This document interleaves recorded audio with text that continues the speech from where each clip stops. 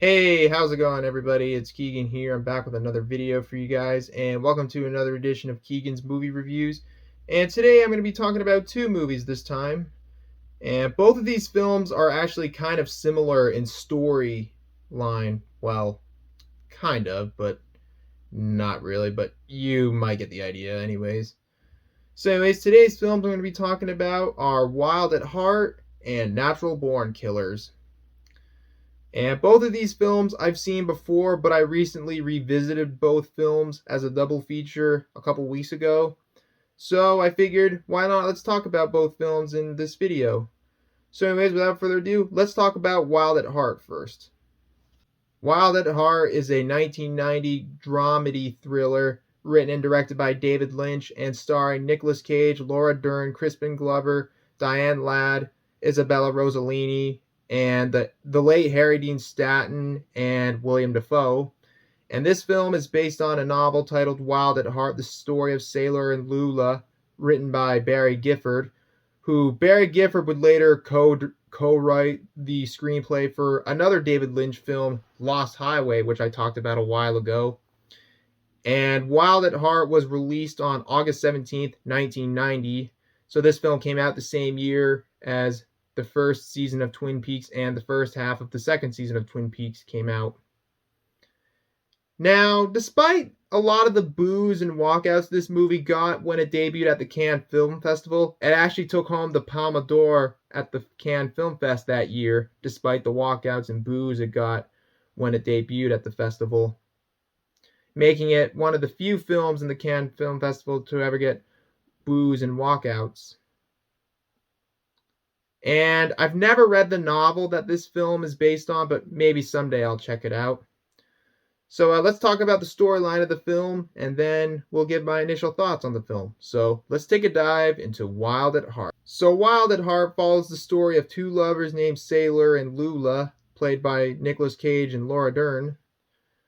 And the film follows the two as they embark on a journey across America after Sailor is released from prison after he murdered a man who tried to kill him. And despite the killing being in self-defense, he was still found guilty of the killing anyways, due to there being a lot of witnesses to the killing at the very beginning of the movie. So, upon Sailor's release, Lula and Sailor are reunited, and like I said before, they embark on a journey, a road trip across America to get away from Lula's mother, Marietta, or however you say her name. And Marietta is played by Laura Dern's real life mother, Dianne Ladd, which I didn't know this on my first watch until later that that Dianne Ladd and Laura Dern are actually related in real life. Now that's something. So, anyways, Marietta tries to get the mob to kill Sailor and get Lula home, but then later on she regrets it, and while she didn't understand the first rule of the one of the rules of the mob. Once you order a hit, there's no way of turning it back. And then they send off and the mob sends one of their best men named Bobby Peru to get Sailor into prison, which Bobby Peru is played by William Dafoe, who I think was a really great choice to cast as the villain in this, one of the villains in this film. He does a great job as Bobby Peru. So Sailor and Lula are trying to get away from Lula's mother and the mob who are out to get them. And without giving away too much, that's basically the storyline of the film in a nutshell. Now, when I first watched this movie, it was back in 2021, and at the time I watched it, this was the second David Lynch movie I ever watched, which the first David Lynch movie I ever watched was Blue Velvet, which I talked about in the last season of Keagan's Movie Reviews. And I actually really enjoyed the movie on my first viewing, and upon my second watch viewing, I actually liked it even more than on my first viewing. It's a very weird movie, like most David Lynch movies are. It's weird, it's funny, and it's pretty violent, and it's probably David Lynch's most violent film, I'd say, including the opening scene where you see Sailor kill a man who was sent to kill Sailor but failed miserably and got messed up pretty good. And I really like the music in the film and the use of the song Slaughterhouse by Power Mad that's used frequently in the film. And it's well casted and well acted, and I think Nicolas Cage was a perfect choice to casting as Sailor. I don't know what it is, but something about Nicolas Cage playing a character that wears that snake leather jacket or whatever it's called, and he talks like he's Elvis. Something about that is really kick-ass about it and suits Nicolas Cage really well for the role in that film. But yeah, that's a fine casting choice, I'd say. And Laura Dern is really good in this film. Same with Dianne Ladd, who I believe she won an award for her performance in this movie. I can't remember.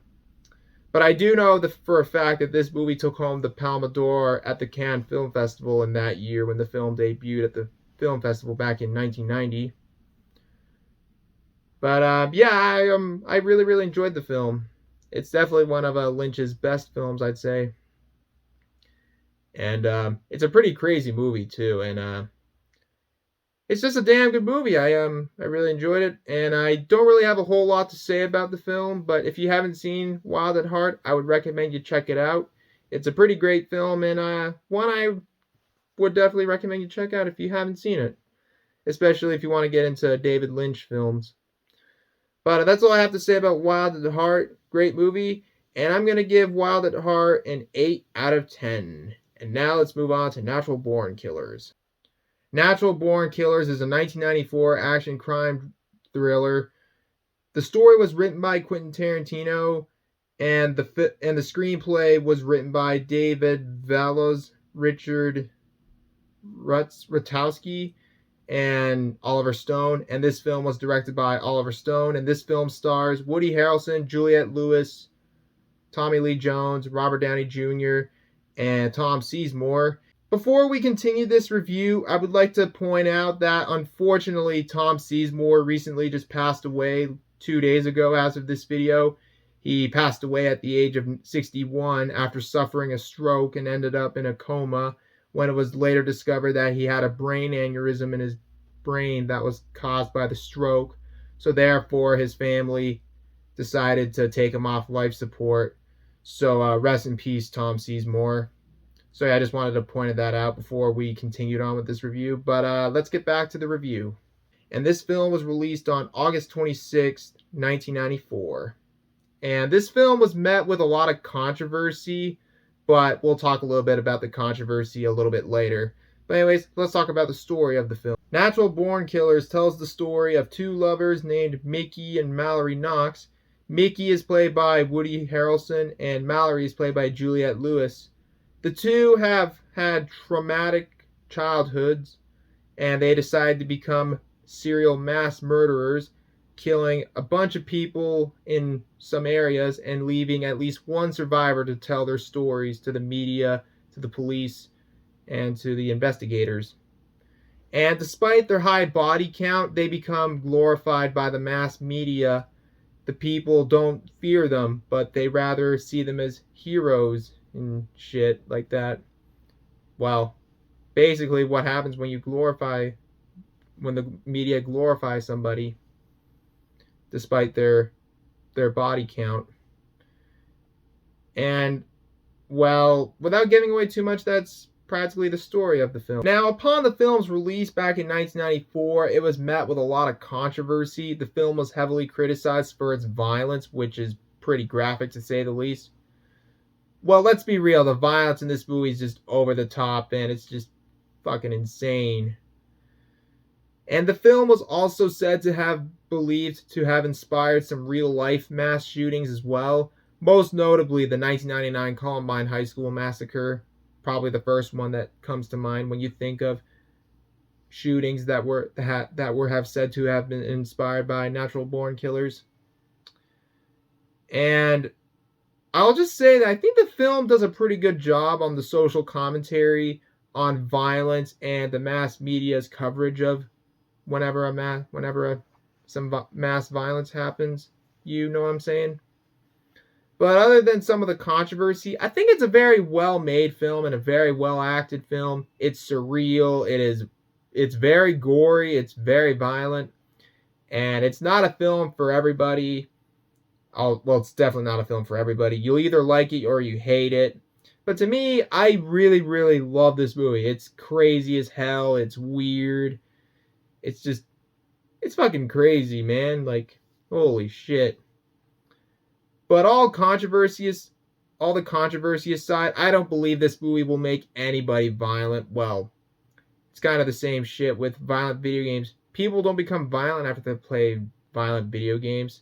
We all know that whole thing is just bullshit, even though that's kind of not really related to this, but I kind of just wanted to point that out. But I really do enjoy Natural Born Killers. I actually liked it a lot more upon my second viewing of the film.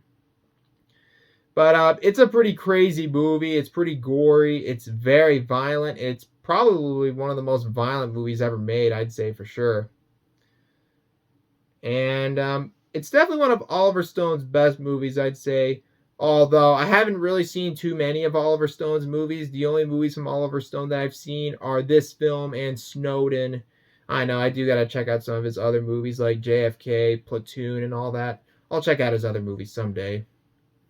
But I don't really have a whole lot to say about this film other than I really, really enjoyed Natural Born Killers, and I highly recommend it if you haven't seen it. It's not a film for everybody. Again, like I said before, it's not a movie for everybody. You'll either like it or you hate it.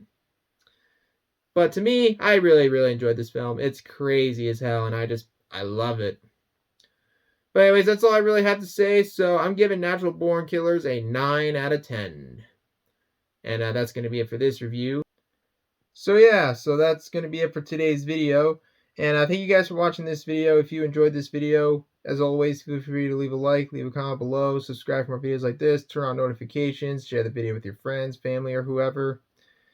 And be sure to follow me on my other social medias. The links are in the description down below, like they always are. And comment below, what do you guys think of these two movies? Let me know in the comments below. And yeah, so I don't really have anything else to add. So thanks again for watching. Hope you guys have a great day. And until next time, this is Keagan Shepherd signing off. Thanks for watching, and I'll see you guys in the next video. Have a great day, everybody. Peace out.